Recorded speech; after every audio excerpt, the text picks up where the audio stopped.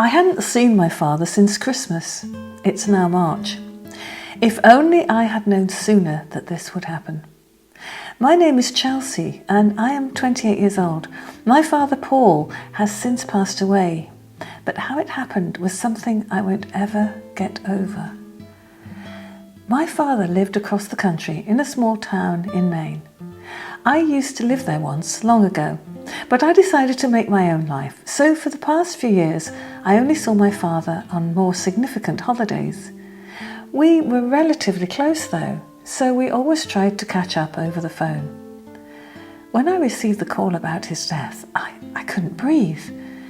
It felt all so sudden. He was 68 years old, so he wasn't exactly young, but not at an age where he could die of old age.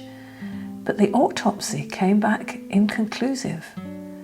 I travelled alone back to Maine the day before the funeral. My distant relatives were kind enough to set up the service for me. He was a wonderful father. My mother was out of the picture, so it was just him and me for most of my childhood.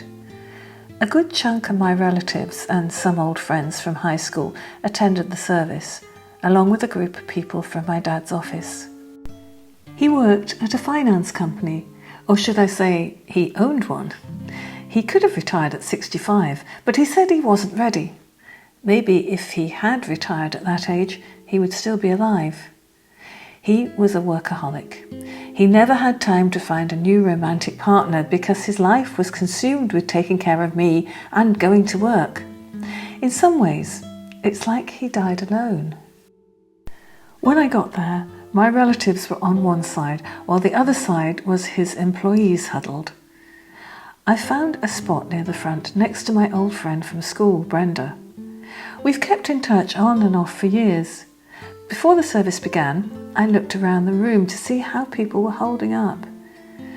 We were grave, sad, and even teary-eyed on my side of the aisle.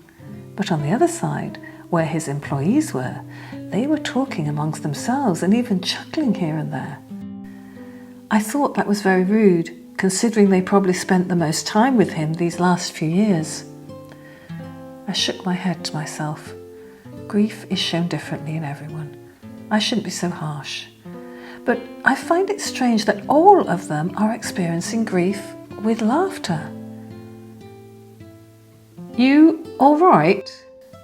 Brenda asked, breaking me out of my thoughts. "I will be. It's just a lot of different emotions." She put her arm over my shoulder and I rested my head on hers.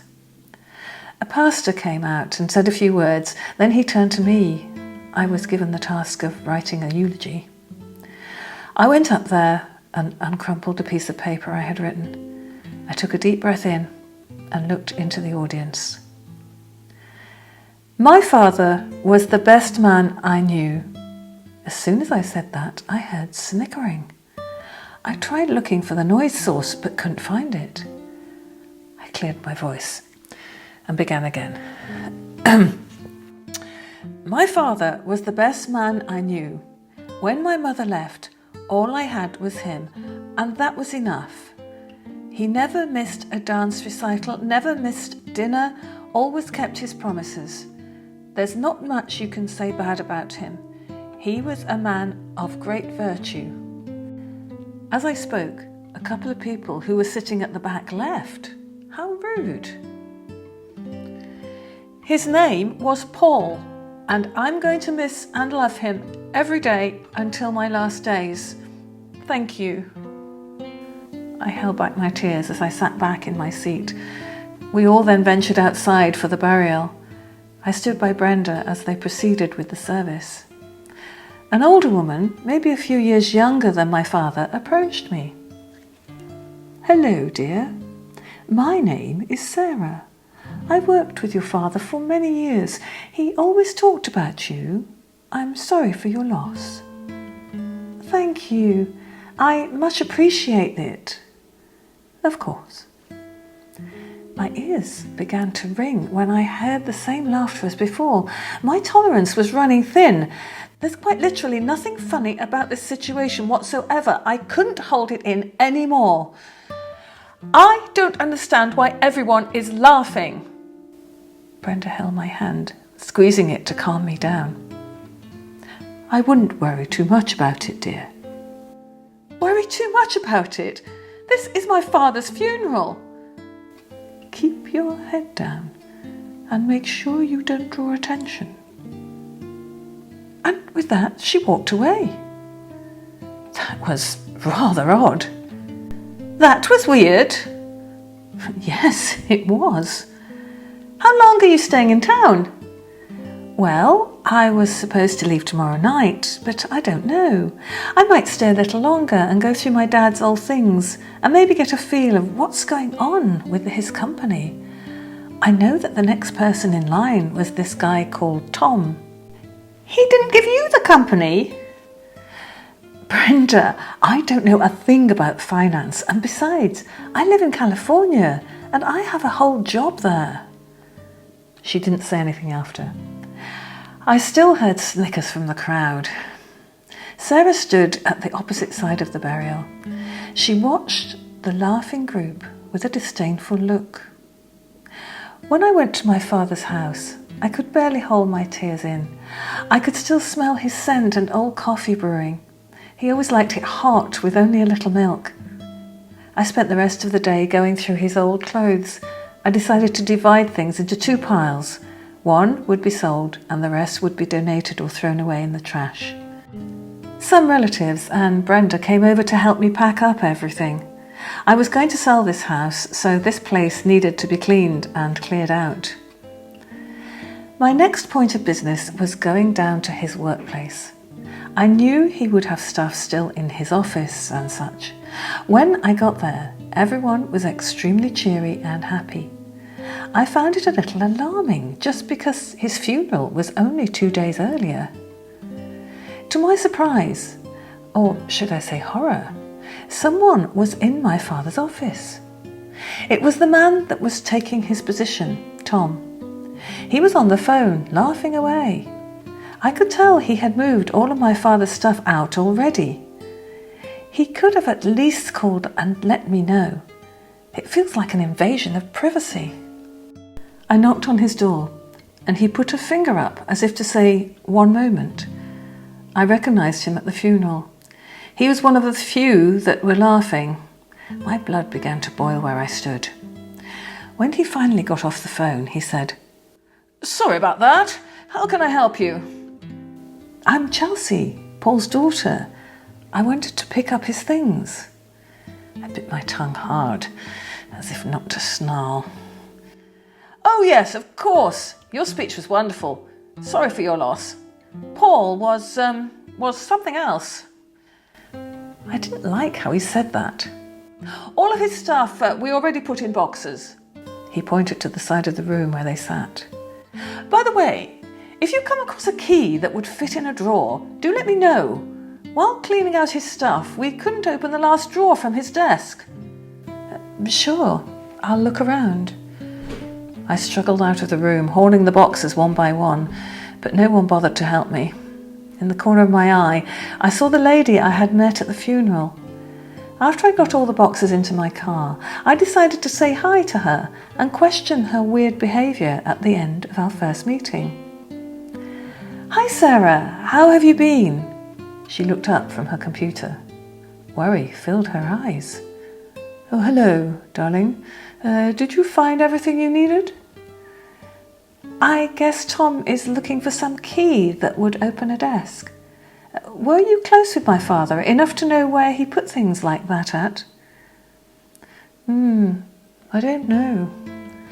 I could sense her uneasiness, so I decided to take action where I stood. "When's your lunch break?" "In about an hour or so."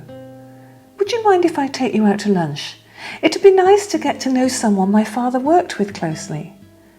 Sarah looked behind me, and I followed her gaze. The entire office floor was staring right at us. "I don't think... I insist." She finally agreed. This place was getting weirder and weirder. About an hour later, we went to a cafe a few blocks from where she worked. She was rather quiet, and it only got awkward because a few of her co-workers were there as well. They came in after us.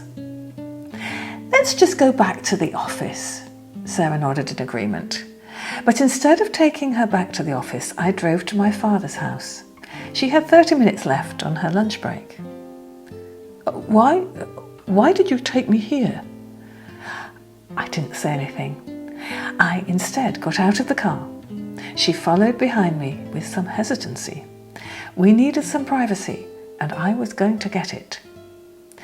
I sat at the island table and motioned her to sit next to me. "Sarah, I know we just met, but I'm curious, or maybe I'm paranoid, but I feel like you need to tell me something." "What? What makes you say that?" "It's what you said at the funeral, that I should keep my head down. What did you mean by that?" I was under a lot of stress, going through your father's death. Why are you the only one that looks visibly upset? I mean, I haven't seen anyone shed a tear from where he worked except you." She went silent. "Please tell me, what's going on?" She took a long breath before she said, "Your father was not the greatest boss. In fact, he was a bit of a tyrant." "What? No way! My father was the sweetest and can be." I couldn't believe my ears. "He was, but after you left and moved to California, he became sour. I was his oldest employee, so I saw the transition. He became cold, and he even made some of my co-workers cry, just for fun." I don't believe you. How dare you talk about my father like that? "I have no reason to lie, honey. I loved your father. I loved him like a friend. I should clarify. But it's true, and that's not the worst." "What do you mean?" "I overheard something I should not have. Tom and everyone else had something to do with his death."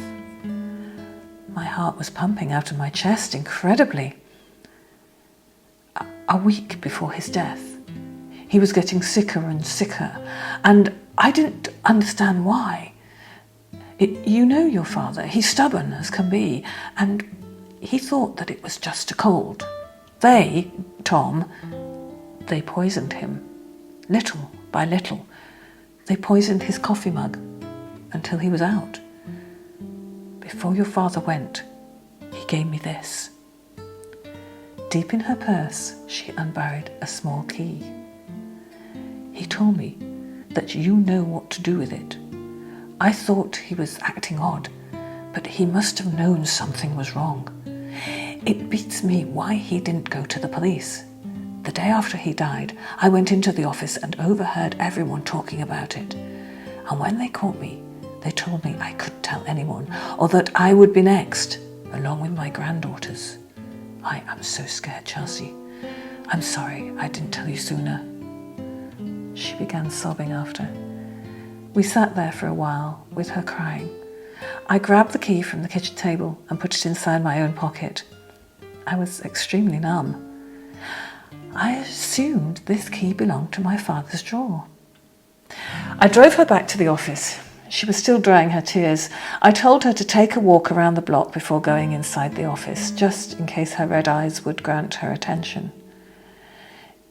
I was beyond upset. Rage wouldn't even describe what I felt either. I walked straight into the office building and directly into my father's office. Tom was busy working on stuff.